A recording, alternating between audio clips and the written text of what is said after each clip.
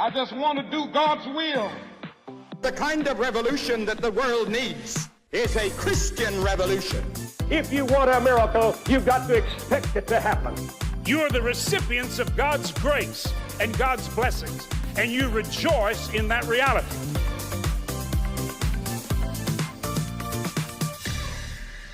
Welcome to Life Today Live. I'm Randy Robinson, and I love a good story. I love a good, true story. And today, you're going to hear part of one. It's pitching to a book, and I'll show you that in a second. But first, I want to tell you that my guest is a gentleman whose name is Jordan Monson. He is an investigative reporter or writer at Christianity Today, which is interesting. He's also a professor of missions and Old Testament at Huntington University up in Indiana. So, okay, an investigative writer, a guy who's involved in missions, and a guy who says that the greatest missionary you've probably never heard about. Who is it? I'll give you a little tease, make it more interesting. It's not a man. We're going to find out today. Jordan, welcome to Life Today Live. Good to have you on the program. Yeah, thanks so much for having me. I appreciate it. I mean, come on. Now, really, is this the greatest missionary that we've never heard of? Because I've heard some pretty great missionaries. In fact, I've got a little music bed. I'll probably throw it at the end with Elizabeth Elliot now. I mean, Yeah. I think we all grew up on that one. But who is Yeah, this? yeah, of course. Elizabeth and Jim, so influential. But let me tell you this, just for starters. Okay.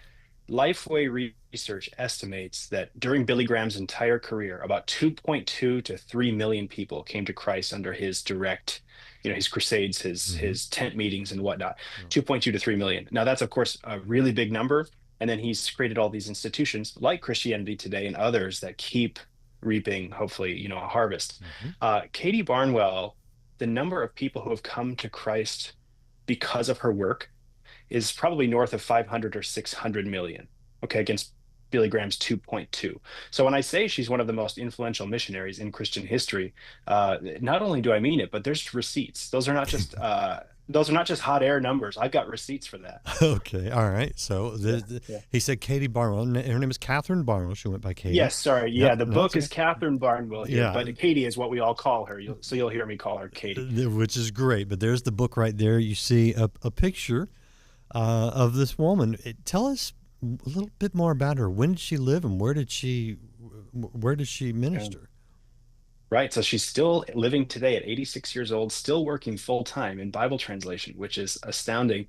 She was born in 1938 in London, and her first memories are of the Nazi bombings, the air raids, right? Wow. So she and her mother and her sister had to run and hide underground in a church crypt to avoid getting killed by the bombings. So, it's corpses above or bombs above and corpses below.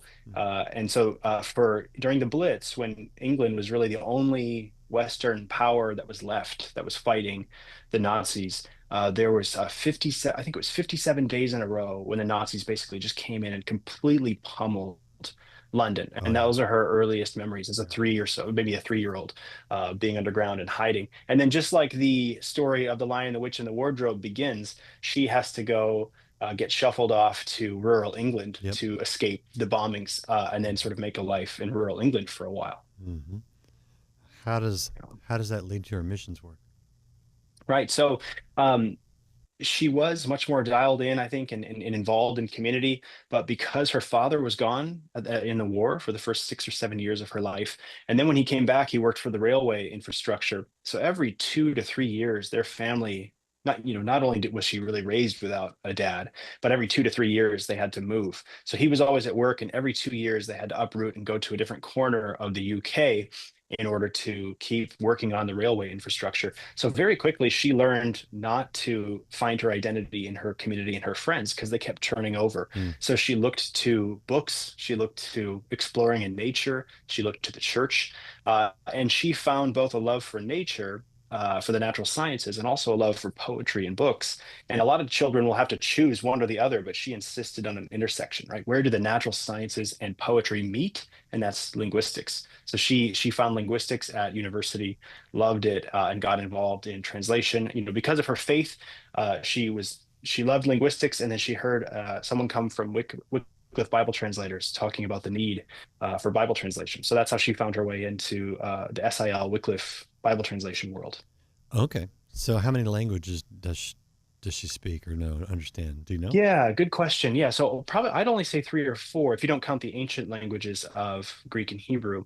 But the way that Bible translation is done, and really largely because of her, is that instead of the Westerner trying to learn all of the languages that they're helping, to translate into, she really changed the game from instead of some white outside Westerner going in and doing it all for the people, she moved the model to a training model where we train the nations to translate for themselves and then help them out with some of the difficult scholarly things along the way. So we don't expect folks to know Greek and Hebrew, but they certainly know their own language better than we ever will, right? And so Yeah. she was the one really who handed that baton, and that's one of the reasons she's so influential. There's probably about 3,000 Bible translation projects either completed or in process around the world that are entirely downstream of her methods, her teaching, all of her students of students of students, her books, her articles. It's all done according to her work. You'd be very hard pressed to find more than a dozen Bible translation projects around the world that are not being done according to her methods. So I was in South Sudan a few weeks ago, and there's several different tribes. But one of the biggest ones is the Dinka tribe, and they have their own language. And I was trying to pick up on some of the phrases just to Yeah. say, good morning and thank you and things like that. Mhm. And I've done this in a lot of different countries. And you're right to go in and say, okay, this is it's almost like some of the instructions you get on products that are made in China and they're written in English, and you're like, Mhm. what? What are they Right, saying? right. But to go in and say, okay, no, we want to train you so that you can communicate better with your people than I can. Let's start Mhm. there. I can see how that has been much more effective. My question for Yeah. you with regards to Katie's work, was this something that she went out and did, or is this more of a program that she developed that others implemented? How much in the field was she? Yeah, kind of both. Yeah. So in the 1960s, 1964, she moved to Nigeria and she began trying to master the old model, right? The sort of old traditional model of Bible translation where the Westerner kind of slings in like an Indiana Jones Right, figure and sort right. of does it all for them. And then while she was there, she realized, that model just doesn't make sense. It was made for monolingual Amazonian tribes where you're going into a group that has no education, no literacy. They're monolingual. So there's no shared language like Portuguese or something through which you could talk. Hmm. And Katie thought, this is just not the case in Nigeria. These people are trilingual, quadrilingual, Yeah, pentalingual, right. and through English or Hausa or Yoruba, some of these languages you can communicate mutually and then help them in those languages to translate into their mother tongues, their more small scale, indigenous languages. Um, and so she realized the model that we have been trained on is made for the Americas and it doesn't work here. And we could just do so much better by training them. And so she worked together with the church, and it was a really cool model. Instead of the Westerner pioneering everything and choosing what got done and in what order and which books of the Bible got translated, she basically went to the Nigerian church, which of course was thriving. And she said, I want to help you do Bible translation. Which books do you want first? And Hmm. then will you use them in your pulpits as they become done, right? Rather than waiting for 20 years for the whole thing to get minted as some sort of product, Right. will you use the Gospel of Mark in a year when we finish and preach from it, right? And can we make the Jesus film eventually based on the Gospel of Luke? Totally. And so it became this sort of cycle, right? Where you're translating scripture, the church is using scripture, the people are reading and hearing it and seeing it and loving it, and then they want more. And so then that drives funding and resources back to the translation table to get more work done. So she saw it working as a practitioner, and then she created all the trainings and programming and Yeah. became sort of this higher up leader over the course of her career. So what was the impact in the field in Nigeria and in other countries where this took place? Yeah, it was just, I mean, gangbusters. She had to fight for this because if you take any field that's been doing something a certain way for decades and then say, hey, how about we do it a different way? It's not a very popular thing, right? So a lot of people saw her as an enemy within the world because they're like, hey, we're Westerners and we've got our PhDs from Germany and Britain and America. We're the ones who should be doing this. And she slowly over time showed them that not only is the work better if you train locals to do it, but it also is more readily received. It causes more heart change. And really, the product of scripture itself is better in the end. Yeah. Were there obstacles because she was a woman? I asked her that, and she is a pathologically optimistic person, and I think that's one of the it's one of the reasons she was able to make it so well on the field is that she didn't get tripped up by negativity. So she looked at me with an honest face and she said, "No, I don't think I ever faced any difficulty being a woman." And I was like, "Now hold on, Yeah, I know. I'm a journalist, I'm a professor," We know and I was better. like, yeah, I was like, any man that holds half a candle to your resume was the president or CEO of Wycliffe, SIL, the seed company, pioneers, Lutheran Bible translators, all the big dogs. Any man who even had a quarter of her resume ended up becoming a president or CEO. And I was like, don't you think if you were a man, the same would have happened to you? It was so funny because one of the first times, only times ever in my interviewing, she got this sort of troubled look on her face, as if she'd never considered it in her life. And she's like, I suppose there may be something to that. And then she sort of snapped out of it and she goes, all the same, I'm glad I was never asked. Because she didn't like administration. She didn't like boardrooms. She didn't like chasing ever bigger and bigger donations. She wanted to be in the field training people. And yeah, so that was funny. It was one of the few bits of like, I was able to veer her away from her constant optimism just for a second to consider that point. You know what, though? You and I both know, especially in the 60s, I mean, because it would happen towards just an age, an older people that have been doing, like you say, these things, these ways for all these years with success. Yeah. They're going to look at some young, whippersnapper, to use a Southern term, and be like, yeah, you don't know what you're talking about. And they would also kind of look at a woman that way, too. I mean, odds are. The odds are. Now, I don't know the individuals involved, so I don't want to slander anyone unnecessarily, but just culturally, I mean, but here's the beauty of that. She knew what God called her to do. She was perfectly at peace with that, and she did it. Yeah. Yeah, absolutely. To me, just her story right there should say to anyone, whether you feel like opposition because of your age or because of your gender or because of whatever your background, your family circumstances, it's like, you know what? I mean, you kind of got to go like Katie and not care and just do what God's called you to do. Does that not come through? Yeah, I think you're absolutely right. And I think that certainly was a factor that she dealt with. I will give credit to the SIL branch in Nigeria. When I was looking through the archives, when I was reading the documents, it was incredible because reading their documents in the 1960s, they just seemed like a normal missionary agency in the mid 60s, dealing with things how everyone else was dealing with them. And then there was a civil war in Nigeria, the Biafran Civil War from 1967 for the next 2.5 years or so.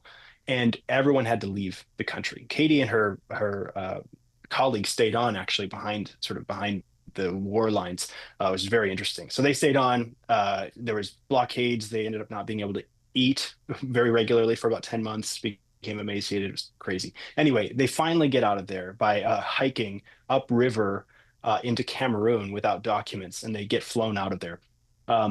And when they come back, to give credit to the rest of the Nigeria branch, when they come back in 1970, when you start reading the minutes and the documents of their meetings, then it's like finding an iPhone in a time capsule from the 1960s, and you say, "What is this doing here?" Right?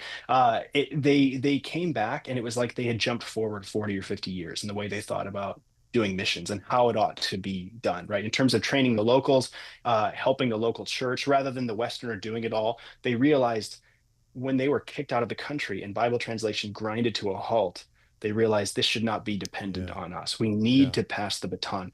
So they come back basically 40 years in the future, even though it's only been 2 years. And it's just remarkable. And in the same spirit, when they realize it's time to start training Nigerians to take the baton, they choose Katie as a 32-year-old. The ink is still smudging on her PhD dissertation. I mean, she's just freshly minted. And they say, hey, why don't you do this? So her colleagues must have been quite ahead of their time, Hmm. even though she still would have dealt with what we're talking about. They were better than average, let's say, for their time. Yeah. Well, I mean, God's got to break through some of our biases to get his to, Yeah. to get done what he wants done, and so that actually is very encouraging. Was there anything about her story when you got into it that surprised you? Yeah. She remained single her whole life and is still single today. Really? And I kept asking her in the beginning, as a writer, as a researcher, historian, journalist, I kept saying, were there any boys, in high school or young men in college that you went on dates with or, had feelings for? And, she kept being like, well, I mean, I was open to the idea of, dating and finding a husband, but, it just never happened. And, you know, people recast their narratives in all kinds of ways to make themselves feel better. So I just thought, as these conversations started, I thought, nah, like she's spinning a yarn here. This is her narrative. But you mentioned Elizabeth Elliot before. When I actually got to Katie's letters and read through all of her private correspondence from the 60s, 70s, 80s to her mother and other people, or rather other people had saved this correspondence. And when I dug into it, I actually realized that I was wrong. Mm. Her sort of lack of care for this subject was real, because I read thousands of her letters, and though the issue came up here and there, um, it basically came up not at all, right? If it didn't come up a single time, then I could say, well, maybe she's trying to, hide these emotions from her, Mm. correspondence. But it came up just here and there, like, oh, it'd be nice to meet a husband. Anyway, moving on. It wasn't a big thing. Whereas Elizabeth Elliot, as you know, in her journals, I mean, that's all she can talk about. She talks Mhm. about Jim and her sort of overcoming emotions, for him, in the pages of her journals. And that's more normal for young missionaries, male or female. They are consumed, with that. Whereas Katie just wasn't a big part of her life. So that was a surprise in researching this Yeah, story. yeah, interesting. All right, very cool. All right, I want to show you Jordan's website. This is jordanmonson.com. If you're listening instead of watching, Jordan, Jordan, and Monson is Monson. So lots of O's in there, .com. And Yeah. you can follow him there. I'm sure you get all sorts of spellings wrong Yeah. from various people. I try not to be one of those guys. Last question I have for you, because, in addition to being the author of this book, Katharine Barnwell, you are, what is the right title? Professor of Missions and Old Testament. That's what I thought. Okay. That's right. How do you see missions today? I mean, this is a subject close to my heart. We do a lot of things. I'm not full time, but I've lived in some. I've spent some time in some interesting places. I have a real Yeah. heart for missions. How do you see it in today's world? Yeah, one of the coolest things that we're living through really in the last 20 years, 30 years, is that the 500-year period of missions being largely from the West to the rest is now ending, or that's now over. That's over. And now you have missionaries, from all over the world going to all over the world, right? So a lot of the largest churches in Europe are run by Nigerians, right? Same with America. A lot of the largest churches in America are run by people whose ancestors were reached by American and European missionaries. And Yeah. so now everywhere is going everywhere. And it's this new era. And I find that really, really encouraging that we're seeing South Korean missionaries come here, just like Americans used to go there. And it's just, I'm really excited by that. I love it because, I mean, it says right there in Revelation, of Christ, every tribe, every nation, he's made us into one kingdom under him. And Yeah, I love exploring different cultures, learning about just some of the beauty, but yeah, I always hold to the oneness that we have in Christ. And absolutely. that's a recipe that works. Jordan, great. Anything else you want to mention before I let you go? I love the conversation and keep doing the good work. I love Thank investigative you. writing just as a Yeah. foundation. Appreciate it. I'll just say one more thing is Yeah. that I thought maybe the people who'd be most encouraged by this story when it ran at Christianity Today, I thought it might be maybe women in missions or something like that. Hmm. And we were actually quite surprised that it was just people in general who've been in ministry, people who are maybe 45 or 50 years old plus, who've been in ministry for decades. And in the West, or at least in the North, maybe your experience is different in the South, but it's been a difficult 25 years in ministry, right? It is a kind of a particularly negative world in terms of how the Christian faith is received or perceived. And a lot of people just who've been in the trenches doing regular pastoral ministry, campus ministry, women's, men's ministries, whatever, found so much courage in this story because it's a new tale of the missionary greats they grew up on. And it reminded them that even though they're watching their own kids, their own grandkids walk away from the faith, they're watching their own ministries crumble before their eyes, or their own hero pastors falling from the pulpit. All this stuff is happening. God is still doing incredible work in the world, and he's still doing these miraculous things. It just maybe isn't our moment here. Yeah. He's not going to stop. And I think the question for us is not how do we get God into what we're trying to do, and maybe how do we get into what God's currently doing. Absolutely. And I see that. Very good, Jordan. Appreciate you, man. Thanks for coming on. Yeah, thanks so much for having me on. I really appreciate it. Absolutely. The book is available wherever you get books. It's called Katharine Barnwell, Jordan Monson. And pick one up for yourself. Pick one up for someone else. Share it with somebody. Say, what a great story. You know, whatever God's called you to do, go out there and do it. Appreciate you guys being here. Hit the share button. Let someone else watch this. If you've not liked or followed or subscribed, depending on where you're watching, do that. You'll get more notifications of inspirational interviews like this. And come back. We'll see you again next time here on Life Today Live. Nobody can prevent you from doing the will of God.